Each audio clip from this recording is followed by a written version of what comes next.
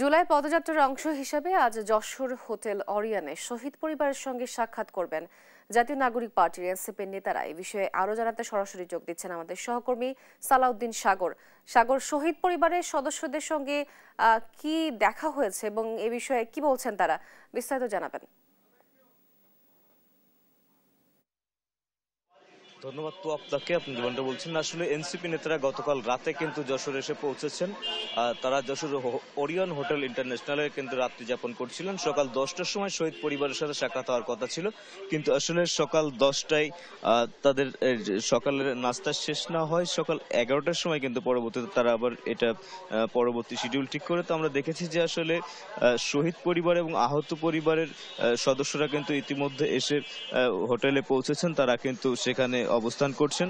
তো সকাল 11টা নাগাদ এনসিপির যে কেন্দ্রীয় নেতা এখানে এসেছেন, নাহিদ হাসান এসেছেন হাসনাত আব্দুল্লাহ, সার্জিস আলম সহ অন্যান্য কেন্দ্রীয় নেতৃবৃন্দ তারা কিন্তু এসেছেন। তারা কিন্তু তাদের সাথে সাক্ষাৎ করবেন বলে আমাদেরকে জানিয়েছেন।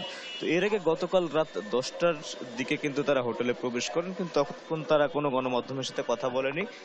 তাই যশোরে প্রবেশ করার সময় যশোরের চারাপিটা, যশোরের বাগারপাড়া বাজারে তার অভ্যর্থনার কথা ছিল। তারা সেখানে অল্প কিছু সময় বিরতি দিয়েছিলেন, কিন্তু তারা কিন্তু সেখানে শুধু আজকের দিনের জন্য আমন্ত্রণ জানিয়েছিলেন যে আজকে যশোরে যেই সমাবেশটি হবে, যশোরে যে পদযাত্রাটির কথা আছে দুপুর 2:30টার দিকে, সেই 2:30টার দিকে অন্যান্য উপজেলা যে সমস্ত নেতাকর্মীরা রয়েছে, স্থানীয় নেতাকর্মী, তাদেরকে পদযাত্রার আহ্বান জানিয়ে কিন্তু সেখান থেকে হাসনাত আব্দুল্লাহ যশোরে চলে এসেছিলেন।